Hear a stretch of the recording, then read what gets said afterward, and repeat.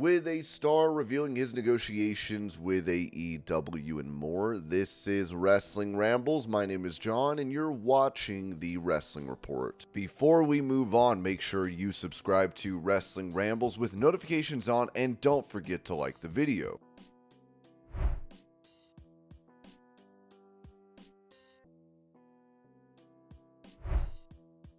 During AEW Dynamite last night, fans would chant, "We want mommy," during a match that featured Rhea Ripley's fiance, Buddy Matthews.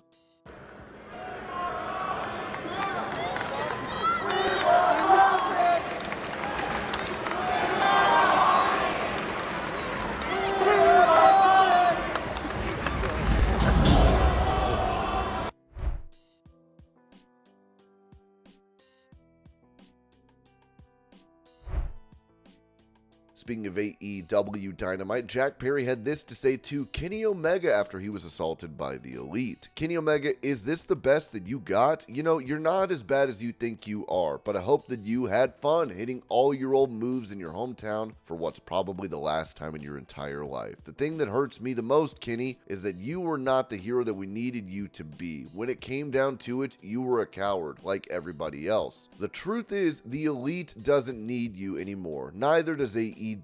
Because we are going to change the world without you. We all have to sacrifice, and you just made yours."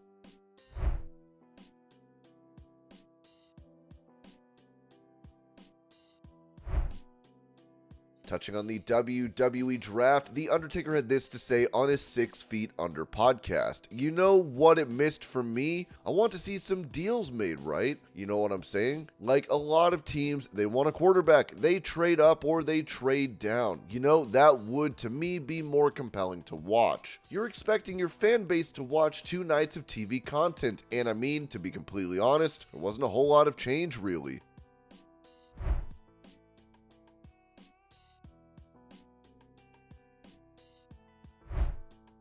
Sticking with the dead man, Undertaker said this during a Q&A session on Patreon in regards to rumors of him having had issues with CM Punk. "The only thing that was ever done or said between me and Punk that might have been, and this is just how stupid things are, and how everything that ever happens gets out. This is the thing that frustrates me the most. So we had an initiative at one point where they wanted us, the wrestlers win, you know, traveling to dress a little bit nicer. They wanted us in business casual with a really relaxed viewpoint on the casual. I think we might have been in Europe. I'm not sure where we're at. I want to say we were somewhere in Europe, and we were getting off the buses and getting ready to go into the arena, and I just stopped him because he was, you know, he was dressing like Punk did back in the day, whatever it was. I was like, hey man, none of us like having to dress like this, but I think you're getting a little bit of heat with the boys. You just might want to think about dressing a little better." If I recall correctly, he says, "Well, what about Cena?" I may have replied, "You're not Cena." There's nothing wrong with that. I guess, you know, he thought he should have been the main event when we worked at WrestleMania against somebody else, not against me. Then, when he works with me, I'm not sure if he thought that he should have went over, but I mean, he's got confidence in himself, so I don't. Working wise, I mean perfect, and that's all I care about. At the end of the day, you don't have to like me, you don't have to be best friends, but somehow or another, it all got blown out of proportion that, like, Undertaker hates CM Punk. No, I don't. I try not to give people the power of hate.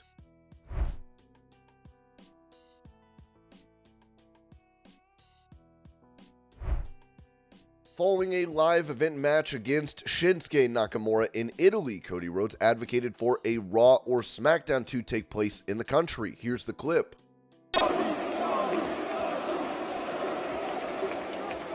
Italy, did you have a good time tonight?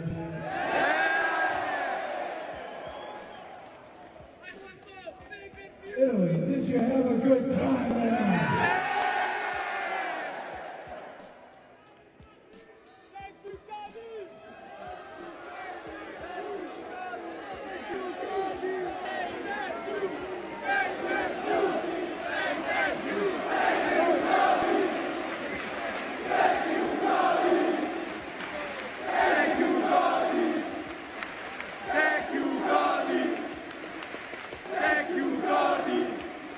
From the bottom of my heart, guys, thank you very, very, very much. I heard someone screaming. Forgive me if I'm saying it wrong. If I was to tell you I love you, it would be Ti amo, correct?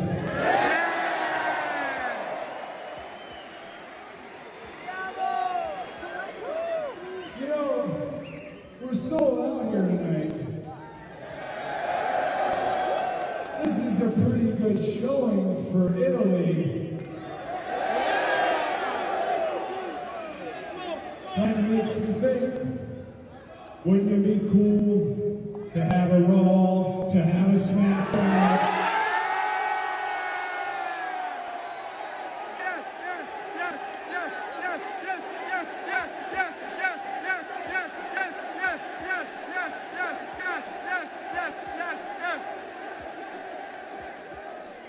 Okay, I'm thinking you guys, you want that?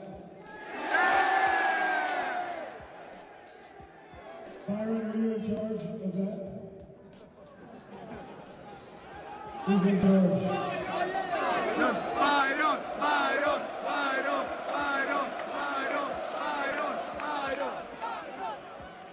What do you think?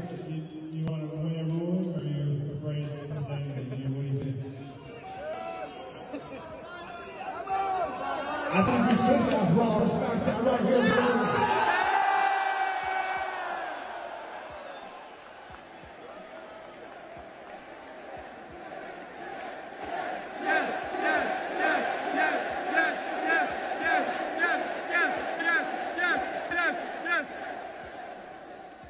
What do we do?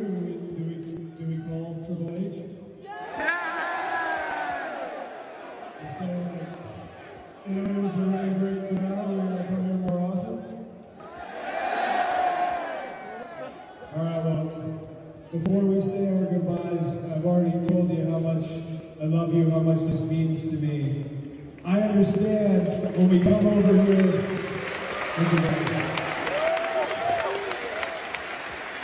I understand when we come over here, it's not that often, but I can tell you we are trying to make that change. We are trying to get overseas as often as we possibly can to see things out there.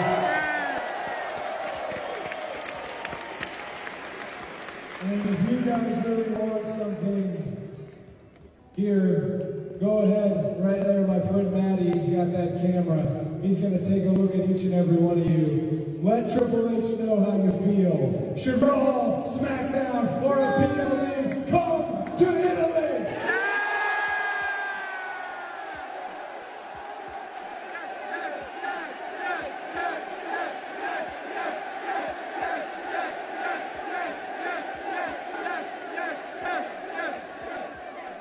Guys, thank you so much. I'm going to stick around for a second and take a few pictures. They will let me leave. I love you guys. Have a great night. Don't forget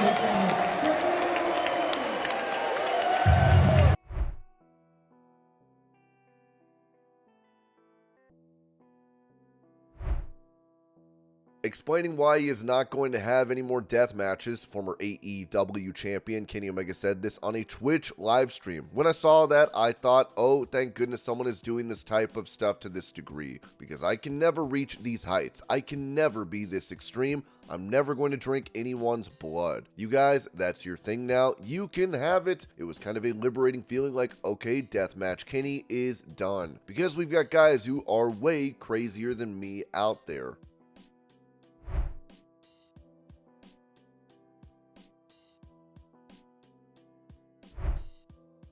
Revealing his negotiation status with AEW after his contract with the promotion expired, Matt Hardy noted on his Extreme Life podcast, "I think the reason that I did not re-sign with AEW initially was because I want to play a more substantial role in what AEW is doing going forward, especially for me on TV. I want to be in something that is important, that is captivating, because that's what I want, especially with only a few years left to do this." We talked about about some stuff and there were some deals, but it wasn't quite what I was looking for. We talked more and we're still talking. Talks haven't ended or ceased. Never say never. But the reason I left is I'm looking for a little more than I think they were thinking to give me. If they were thinking that was going to make me happy, that's not necessarily what I was looking for. I still want to be a contributing force on whatever program I am competing for.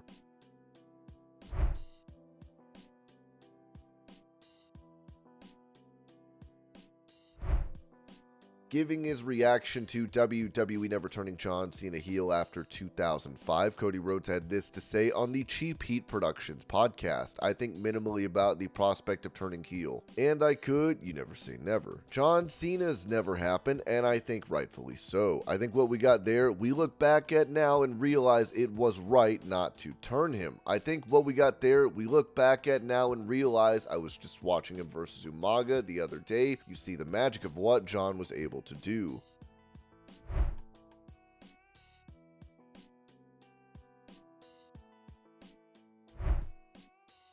Touching on the health status of his brother, Jeff Hardy, who is still with AEW, Matt Hardy said this on his Extreme Life podcast. I can let you know this. Jeff has been to his doctor and has seen the AEW doctor, and as of right now, as of a couple of days ago, he is officially cleared. He is cleared to wrestle and he could be competing, I guess, soon. He could be competing any day now. There is your breaking news. Jeff Hardy is cleared after getting his nose broken and his sinuses smashed.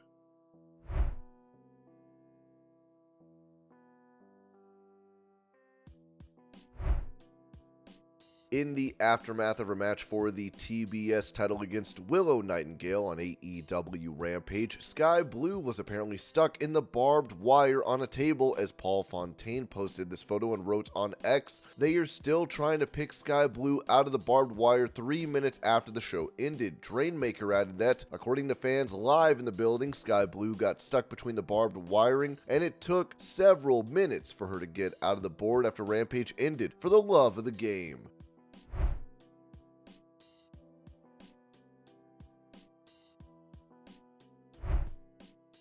Mentioning how well the live event for WWE in England recently did, Brandon Thurston of WrestleNomics wrote this on X. The WWE house show in London at the O2 on Friday, April 19th, drew $1,197,822 US from 16,342 ticket sales, according to New Pollster data. Average ticket $73 US. WrestleTic's estimate of tickets distributed, sales plus comps, was 16,410.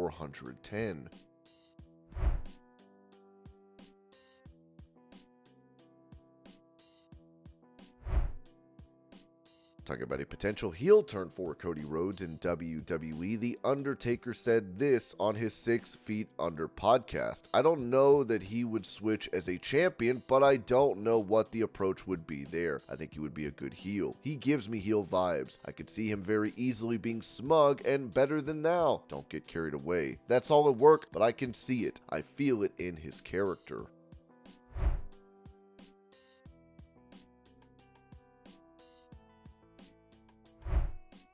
Explaining how he feels about Kenny Omega, Will Ospreay noted on the AEW Unrestricted podcast, "The respect I do have for Kenny," the story goes, "when he left New Japan to form AEW, he took me and Jay aside and said how much he cares about New Japan and how you guys have got to be the standard bearer. Take the flag and run with it. I idolize Kenny. He's the man." Especially if you followed any of us stuff during that golden age of New Japan, nobody could touch Kenny. Then for him to just I felt like I was doing it, man, especially as a junior heavyweight. You have no idea how hard it is to be promoted as a junior heavyweight, and I was put in the New Japan Cup, I was put in the G1 Climax. I'm the only guy to do the Cup, the Super Juniors, the G1 Climax, and the Junior Tag League within 1 calendar year. Nobody else has done that. It's just me. That's as a junior. Then the pandemic kicked in, which was hell. I don't even want to. It was the worst thing that could ever happen to New Japan. It messed up a bunch of the foreigners that were over there, but yet still, with our hands shackled together at the bottom of the ocean, I somehow still managed to breathe life into New Japan. I was able to put on these amazing matches in flipping silence. The crowd weren't allowed to cheer, doing 40 to 60 minute matches with just clapping. It rips your soul apart for what professional wrestling is, because it is a concert. It's about performing back and forth. To have him, who has never been under those situations, who has never been locked in a room for 2 weeks with a window that opened this much, to be in that room with all of your thoughts and everything that's dark inside of you. Everyone's got mental health issues these days. Everyone's struggling. To be locked in Japan in a room where sometimes you weren't even allowed to breathe, for God's sakes. You were just given these boxes. Hope you enjoy your sushi. Sometimes you didn't. Sometimes it was real awful, and to have him, he was there, he lived it and understood. Yet no one could understand this. Somehow we still managed to find a way of breathing. We still managed to find a way, kicking and screaming. For him to belittle my work, I've never looked at him the same. I never will look at him the same. I've lost all types of respect for him. I don't like him as a human being. He was my wall. When Wrestle Kingdom came around, he whooped my ass in there. It was 80% him and 20% me. By the time Forbidden Door came around, it was in his back garden. It was in Canada, in front of his hometown, man. I just wanted to antagonize him. I just wanted him to feel even a fraction of what I felt during Tokyo Dome, man. I was the hometown boy. People were happy to see him, but people respect the fact that I stayed the course and breathed life into this place when he buried the company, man, on numerous times during being the elite with the Bucks. I've got no respect for him. I have no respect for the guy whatsoever now. Do I respect his ability? Of course I do. Him as a human being? I couldn't give a tuss about him anymore.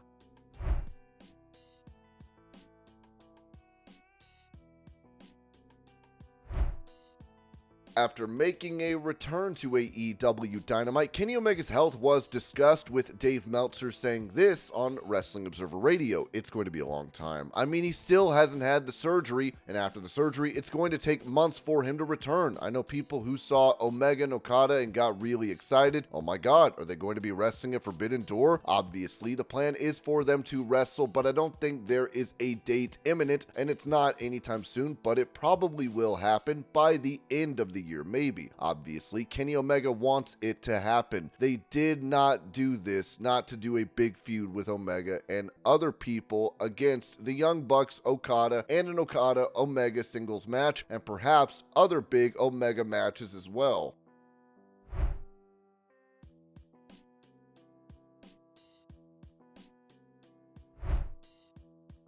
Following rumors that WWE President Nick Khan would be selling his shares in TKO Group Holdings, it would later be revealed that he is not doing so. Now, this was said regarding his contract with WWE, as an SEC filing for his deal reads. The parties agree that the term of this agreement and Khan's employment hereunder is for a period commencing on the effective date and ending on December 31st, 2026, such period, the term, subject to WWE and Khan's right to terminate his employment and the term prior to the end thereof as set forth in Section 4 below, and subject to the provisions in Section 4 below concerning post-termination payments to Khan and or reimbursements due from WWE. In the event Khan continues to render services for WWE after the expiration of the term, such employment shall continue on an at-will basis, so that either WWE or Khan may terminate his employment for any reason at any time. However, if Khan intends to terminate his employment, he shall provide WWE with at least 60 days advance written notice.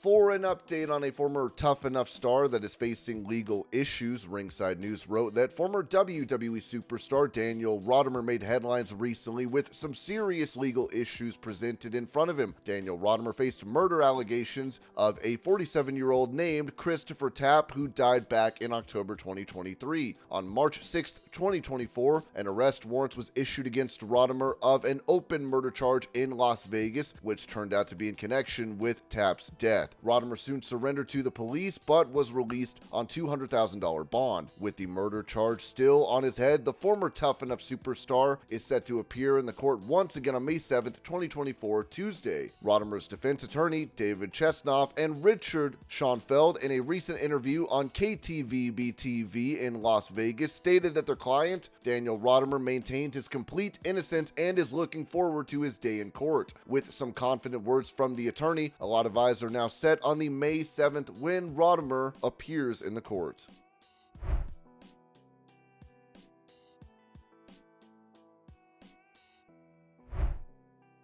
As former WWE employee Janelle Grant accused WWE, Vince McMahon, and John Laurinaitis of sexual misconduct and sex trafficking, it appears that Laurinatis, who previously claimed to be a victim of McMahon as well, has changed his tune, with Brandon Thurston of WrestleNomics writing on X. New statement from John Laurinaitis' attorney, Edward Brennan. John Laurinaitis has filed a motion today, fully joining in and adopting Vince McMahon's motion to compel arbitration. Mr. Laurinaitis corroborates Mr. McMahon in publicly declaring that Ms. Grant's allegations of sexual abuse and coercion in her complaints are completely unfounded. My client will fight these false allegations together with Mr. McMahon in the proper forum, arbitration. Vince McMahon's attorney, Jessica T. Rosenberg, responded to this as she said in a statement, in January 2024, Ms. Grant, a 43-year-old with a law degree who is in love with Mr. McMahon and devastated by their breakup, filed an outrageous and false lawsuit to ruin Mr. McMahon's career and reputation. Now, her false allegations are slowly unraveling. Today, Mr. Laurinaitis' attorney confirmed his clients will corroborate Mr. McMahon's account and expose the lies within the complaint. Despite their intense efforts, Ms. Grant's attorneys won't be able to suppress the truth from coming out.